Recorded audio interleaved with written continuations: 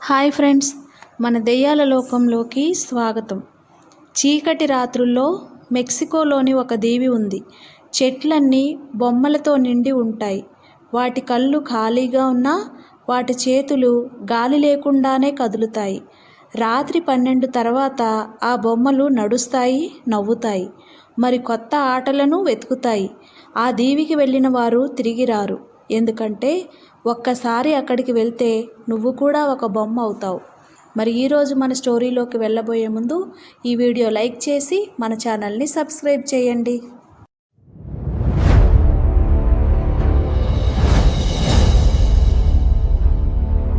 నా పేరు అరుణ్. నేను హైదరాబాదులో ఫ్రీలాన్స్ ఫోటోగ్రాఫర్ని. ఒకరోజు ఇన్స్టాగ్రామ్లో ఒక పోస్ట్ చూశాను. చెట్లన్నీ వేలాడే పాత చీకటి బొమ్మలతో నిండిన దీవి. మెక్సికోలోని క్సోచిమిల్కో. రాత్రి వెళ్తే బొమ్మలు కదులుతాయట. నాకు భయం కంటే ఆసక్తి ఎక్కువ. ఇలాంటి ప్లేసెస్ ఎక్కడ ఉన్నా వెళ్తే ఫోటోలు తీస్తే వైరల్ అవుతాయి అని నా ఫ్రెండ్ రాహుల్తో చెప్పాను. అతను కూడా రెడీ అయ్యాడు. 2 వారాల్లో మేము మెక్సికో సిటీ వెళ్ళి అక్కడి నుంచి బోట్ పట్టుకుని ఇస్లా డే లాస్ మునేకాస్కి బయలుదేరాం.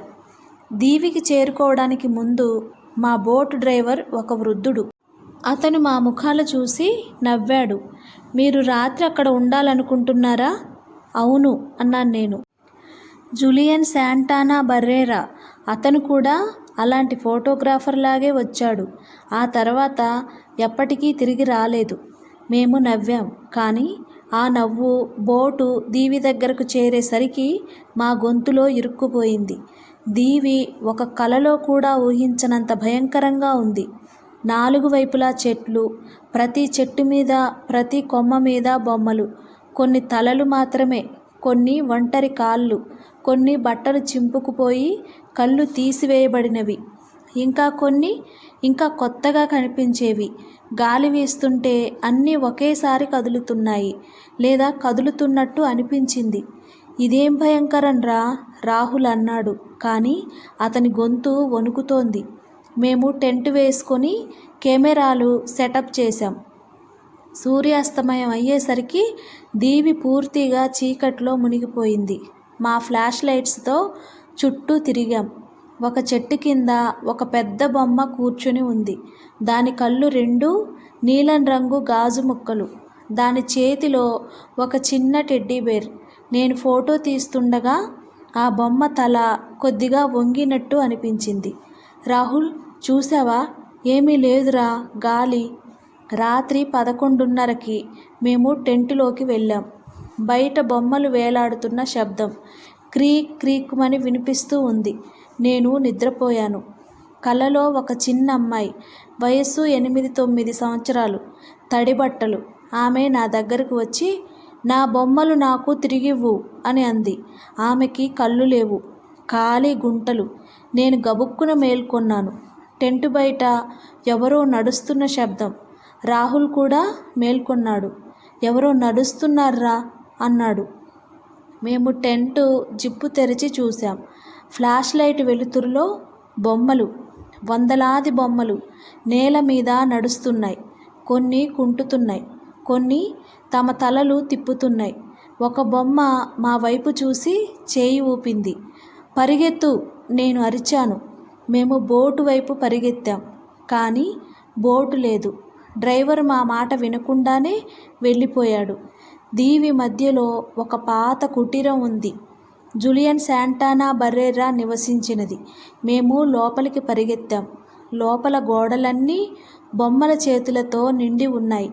ఒక్కొక్క చేయి కూడా కదులుతోంది. రాహుల్ ఒక మూలకు వెళ్ళి కూర్చున్నాడు. ఇది నిజం కాదు, ఇది నిజం కాదు అని పిచ్చివాడిలాగా పట్టుకున్నాడు. నేను ఫోన్ తీసి సిగ్నల్ కోసం ప్రయత్నించాను. ఏమీ లేదు. కానీ ఫోన్లో ఒక ఫోటో ఆటోమేటిక్గా క్లిక్ అయింది. ఫ్లాష్ లైట్ ఆన్ అయి ఫోటోలో రాహుల్ వెనుక ఆ చిన్న అమ్మాయి నిలబడి ఉంది. ఆమె చేతిలో రాహుల్ ఫోన్. రాహుల్, వెనక్కి చూడు. అతను తిరిగి చూశాడు. ఏమీ లేదు.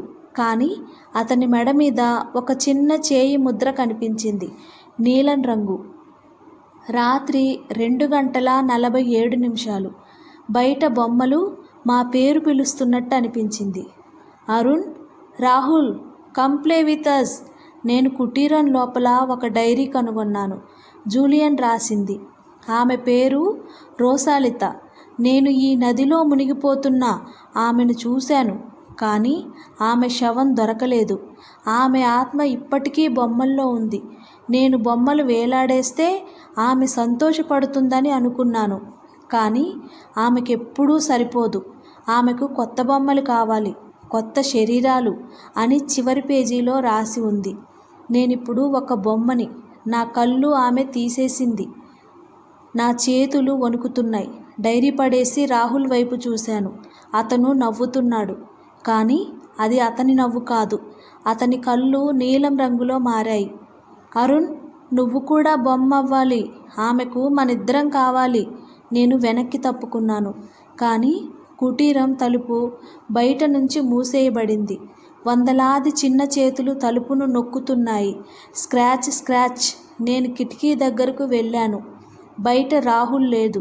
ఆ బొమ్మ రూపంలో ఉన్న రాహుల్ నిలబడి ఉంది. అతని తల 180 డిగ్రీలు తిరిగి ఉంది. ఆమెకు నీ కళ్ళు చాలా నచ్చాయి అరుణ్. నేను అరిచాను, కానీ ఎవరూ వినలేదు. 3 రోజుల తర్వాత మెక్సికో పోలీసులు దీవిలో ఒక శవం కనుగొన్నారు. అది నా శవం, కానీ నా కళ్ళు లేవు. నా చేతులు తీసివేయబడ్డాయి. నా శరీరం ఒక పెద్ద చెట్టు మీద వేలాడుతోంది, కొత్త బొమ్మలాగా. రాహుల్ ఇప్పటికీ బ్రతికున్నాడు. అతను హైదరాబాద్ తిరిగొచ్చాడు, కానీ అతను ఒక్కడే కాదు. అతని లోపల రోసలిత ఉంది. ఇప్పుడు అతను నీకు మెసేజ్ చేస్తున్నాడు. వచ్చి చూడురా, దీవి చాలా అందంగా ఉంది. నీకు కూడా ఒక స్థానం ఉంది. Come back alive. Come back alive.